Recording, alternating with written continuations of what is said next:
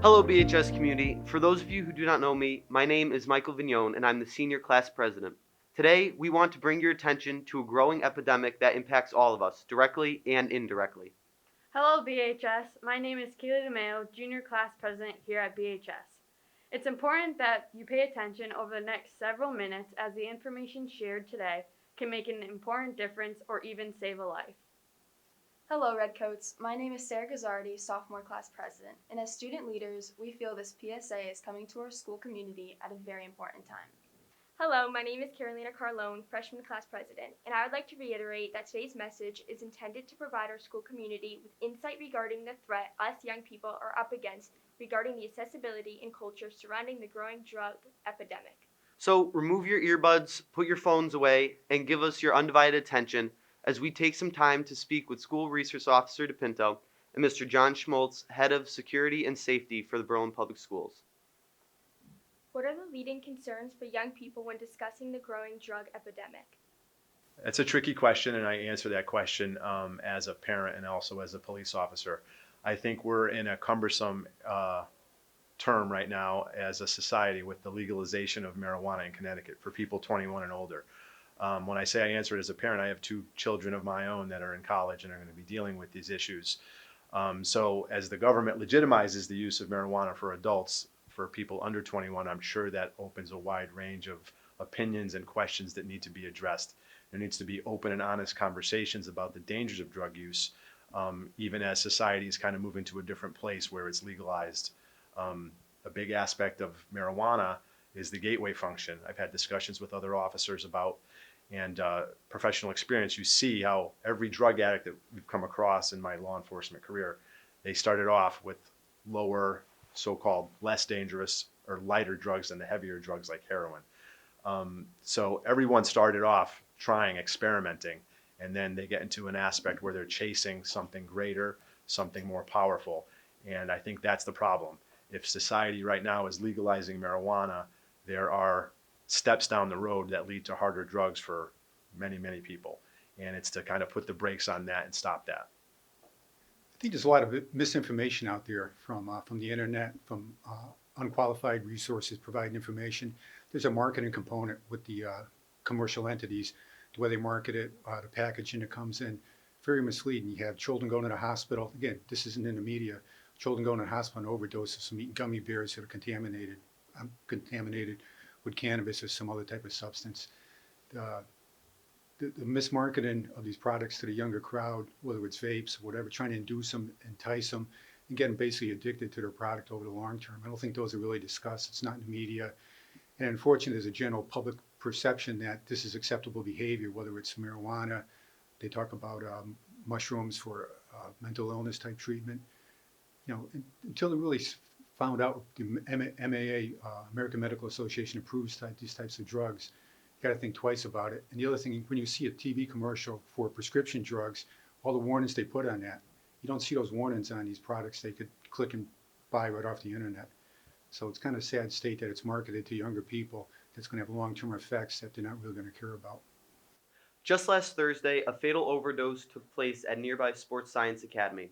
As a result, a 13-year-old 7th grade student lost her life. Can you share with our school community your knowledge of this tragedy and what you may infer took place? The big takeaway from the tragedy that occurred last week, you have the death of a young person, a 13-year-old person who probably did not understand the seriousness of what they were dealing with.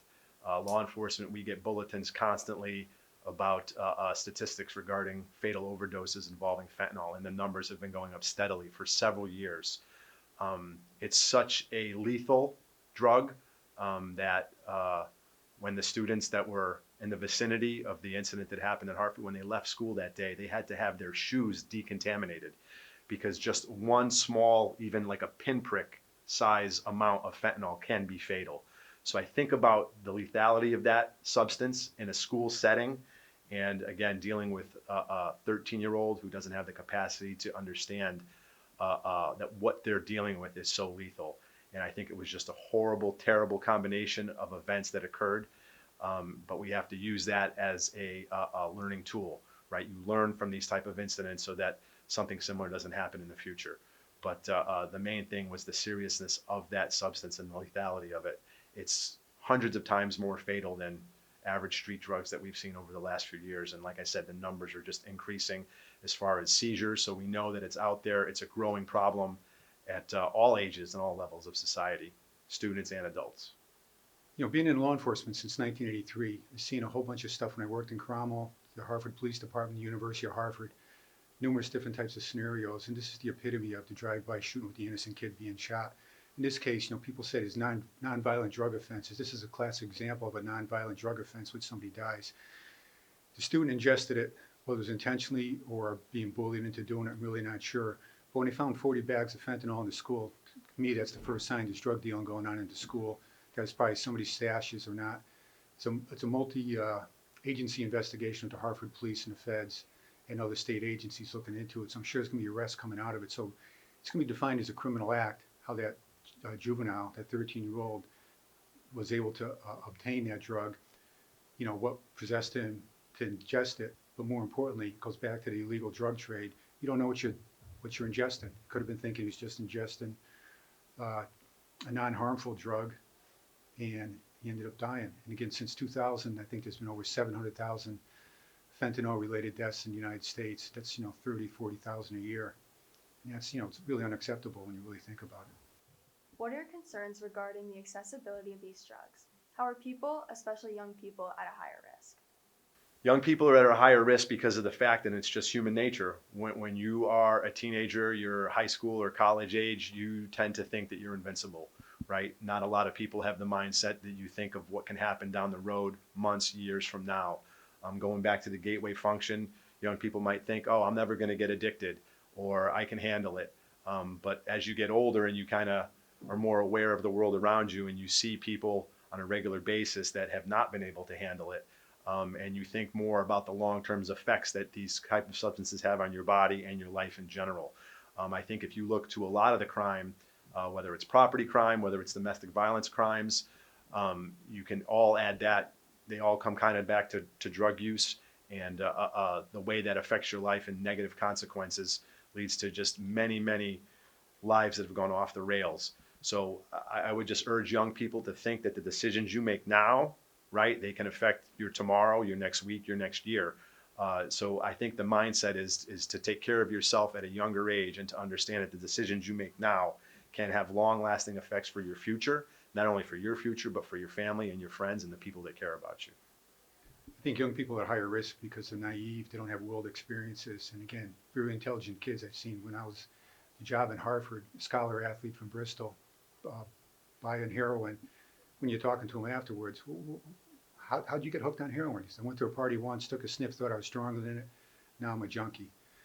Students at the University of Harvard ingesting gummies before class, stripping buck naked in a day like today, you know, frigid cold temperatures, walking around naked, you know, student bodies, you know, videotape them, not as a permanent record of this person's indiscretion. I think the lack of world experiences and not having seen human tragedy over the course of, you know, through law enforcement, see it every day. I think it's something they got to look at the long terms, like Officer DePinto stated. The short-term effects is long-term effects. Just don't think of your actions for the day. Think about when you become a parent, what are you going to tell your kids? Or God forbid you have children who have disabilities as a result of your drug activity, whether it's a one-time event or a social event, or unfortunately if you become addicted. Aside from the obvious, avoiding all drug use at all times, how can young people avoid getting hooked into this terrible pipeline that is the modern drug epidemic? A discussion that I've had with my own children is you are going to be exposed to it, right? Whether it's at parties, whether it's at school, whether it's in other social settings, you're going to be offered drugs or other substances. And you have to have that individual fortitude inside you to know what you are into and what you're not into and make good choices. Eliminate experiences where you are exposed to that stuff so you don't have to make those choices. Be strong within your own core beliefs and what you're into and what you stand for. And I also ask you, you know, it's what you do when nobody's looking, right? That's kind of your own internal fortitude.